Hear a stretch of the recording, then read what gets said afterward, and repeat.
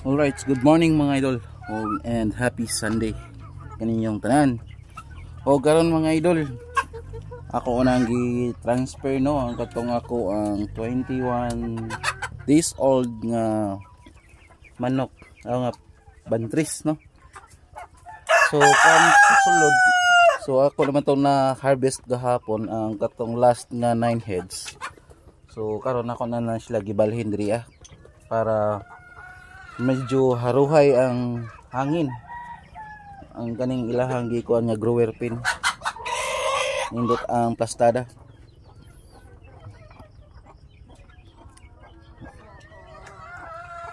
So mao ni sila mga idol.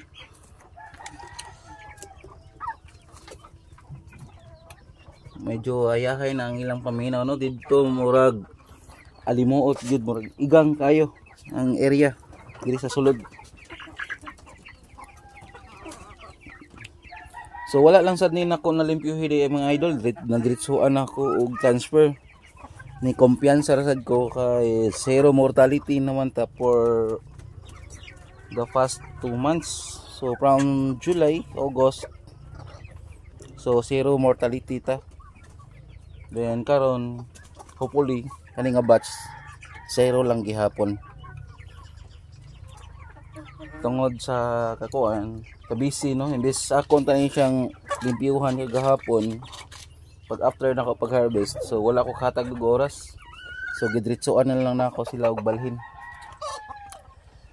So observe lang sad mga idol, if ever na ay magluya, so separate lang pud nato dayon.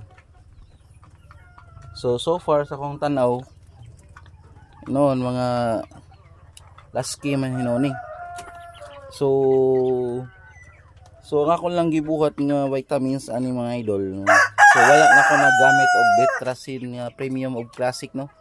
So tanan yung ako gipainom ay nila is Betracin Gold na lang yun. So nagprevent ko daan sa posibleng mahitabo ng mga sakit. Wanang gingon, prevention is better than cure.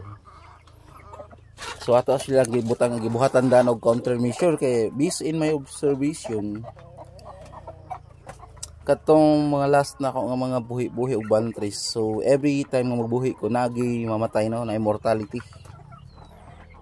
So I don't know, siguro sa panahon lang po to sila.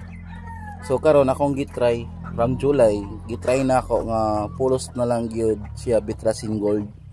So sa akong naobserbahan so far mga lasky man ang piso. Then for the past 2 months, July and August, so wala ra zero mortality ta. So that is why nakaingon ko nga okay ra gid siya ang gamiton ang Betracin Gold. Medyo kamahalan lang noon pero okay ra, at least makakuan ka, maka-prevent ka sa mortality niya. So ana lang na siya mga idol. Then once again, happy blessed Sunday everyone. Thank you for watching and see you in my next videos. Thank you and babush.